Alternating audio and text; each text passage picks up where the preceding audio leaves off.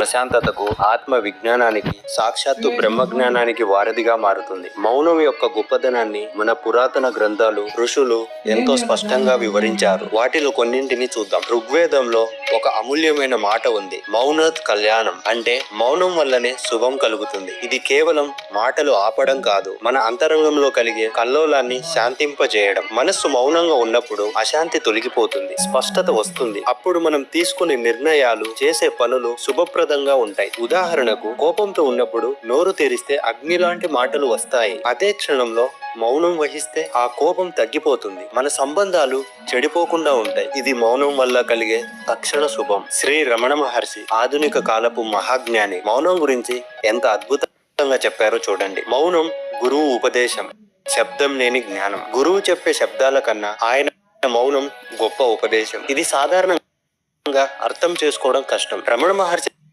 దగ్గరికి ఎందరో సందేహాలతో వచ్చేవారు. ఆయన తరచుగా మౌనంగా కూర్చునేవారు. ఆ మౌనం నుంచే ఎన్నో సందేహాలు తొలగిపోయాయి. ఎందరో శిష్యులు తమ అంతరంగంలోకి చూసుకొని జ్ఞానాన్ని పొందేవారని చెబుతారు. ఎందుకంటే మౌనంలోనే అసలైన జ్ఞానం ఉంటుంది. మాటలు మన మనస్సును, బుద్ధిని మాత్రమే చేరుకుంటాయి, కానీ మౌనం మన హృదయాన్ని, ఆత్మను నేరుగా తాకుతుంది. మౌనాన్ని మన ఋషులు 3 ప్రధాన రకాలుగా విభజించారు. ఈ 3 స్థితులను సాధించడం ద్వారా మనం క్రమంగా బ్రహ్మ సత్యాన్ని చేరుకోవచ్చు. మొదటిగా మాటల మౌనం. ఇది మనం సులభంగా అర్థం చేసుకునే మౌనం. అనవసరమైన మాటలు, నిందలు, ఇతర వ్యక్తుల గురించి మాట్లాడుకోవడం, ఇలాంటి వాటన్నిటికీ దూరంగా ఉండి నిశ్శబ్దంగా ఉండటం సాధన చేయాలి. ఉదాహరణకు, మీరు ఒక రోజు ఎంత సమయం అనవసరంగా మాట్లాడుతున్నారో గమనించండి. టీవీ చూస్తూ, ఫోన్ మాట్లాడుతూ, ఇతరులతో ముచ్చటిస్తూ ఎంత శక్తిని వృధా చేస్తున్నామో ఆలోచించండి. మాటల మౌనం సాధన చేస్తే మన శక్తి నిలబడుతుంది, మన మాటలకు విలువ పెరుగుతుంది. రెండవది ఆలోచన మౌనం. ఇది మాటల మౌనం కంటే కొంచెం కష్టమైనది. మనసులో నిరంతరం వచ్చే ఆలోచనలను నియంత్రించడం. మన మనస్సు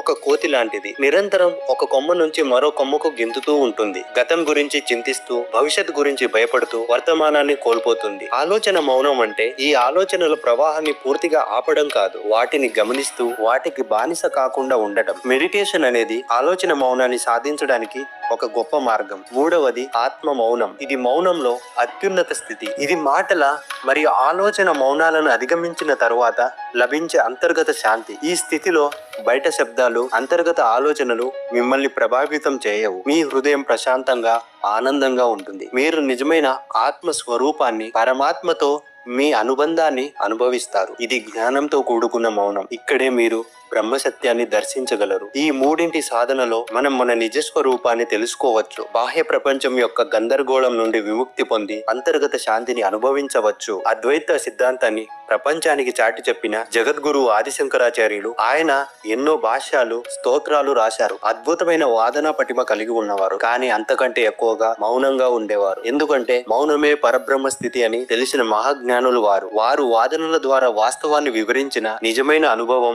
మౌనంలోనే కలుగుతుందని వారికి తెలుసు. వారి జీవితం, వారి బోధనలు మౌనం యొక్క శక్తికి నిదర్శనం. మౌనం సాధన చేయడం అనేది కేవలం సన్యాసులు లేదా ఆధ్యాత్మిక గురువులు మాత్రమే సంబంధించినది కాదు. మన దైనందిన జీవితంలో కూడా దీన్ని అభ్యసించవచ్చు. ప్రతిరోజు కొన్ని నిమిషాలు కేటాయించండి. రోజులో కనీసం 10 నుండి 15 నిమిషాలు ఎవరు లేని ప్రశాంతమైన చోటులో కూర్చోండి. మాటలు మాట్లాడకుండా ఫోన్, టీవీ వంటి అన్ని డిస్ట్రాక్షన్ ను దూరం పెట్టండి. మీ మనసును ప్రశాంతంగా ఉంచడానికి ప్రయత్నించండి. మొదట మీ మనసులో ఎన్నో ఆలోచనలు వస్తాయి. వాటిని ఆపడానికి ప్రయత్నించకండి. కేవలం వాటిని గమనించండి. అవి మేఘాలే వలె వచ్చిపోతున్నాయని గ్రహించండి. మీరు ఆ ఆలోచనలు కాదు, వాటిని చూస్తున్న సాక్షి అని అర్థం చేసుకోండి. మీ శ్వాసపై దృష్టి పెట్టండి. శ్వాస లోపలికి వెళ్ళేటప్పుడు, బయటికి వచ్చేటప్పుడు కలిగే అనుభూతిని గమనించండి. ఇది మీ మనస్సును వర్తమానంలో ఉంచుతుంది. మీరు శ్వాసపై దృష్టి పెట్టినప్పుడు క్రమంగా మీ మనసు నిశ్శబ్దాన్ని అనుభవిస్తుంది. ఆ నిశ్శబ్దం మీ హృదయం లోపలి నుంచి వస్తుంది. ఇది బాహ్య శబ్దం కాదు, అంతర్గత శాంతి. ఇతరులు మాట్లాడేటప్పుడు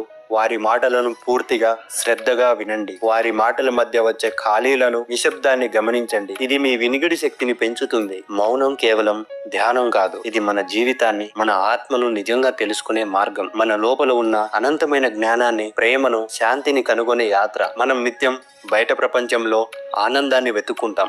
వస్తువులలో, వ్యక్తులలో, సంఘటనలలో. కానీ నిజమైన ఆనందం, శాంతి మనలోనే ఉన్నాయి. మౌనం అనేది పరమార్థమైంది. శబ్దం ఎక్కడ ఆగిపోతుందో ఆ మౌనంలోనే పరమాత్మ నివసిస్తాడు. ఈ సృష్టి అంతా శబ్దం నుంచి పుట్టిందని చెబుతారు. ఆ శబ్దం లయమయ్యే చోట నిశ్శబ్దంలోనే మూల సత్యం ఉంటుంది. మనం ఆ మౌనాన్ని అనుభవించగలిగితే ముక్తి దాదాపు చేరినట్టే. అది ఆత్మకు పరమాత్మకు మధ్య వారధి. సో ఫ్రెండ్స్, మౌనం యొక్క లోతైన ఆధ్యాత్మిక విషయాలు మీకు నచ్చాయని ఆశిస్తున్నాను. ఇది కేవలం మాటలు ఆపడం కాదు, మన అంతరంగంలోని అంతులేని శాంతిని, జ్ఞానాన్ని కనుగొనడం. ఇంకా ఇలాంటి బ్రహ్మజ్ఞాన భరితమైన జీవితాన్ని మార్చే విషయాల కోసం మా ఛానల్ ని లైక్ చేయండి, సబ్స్క్రైబ్ చేయండి.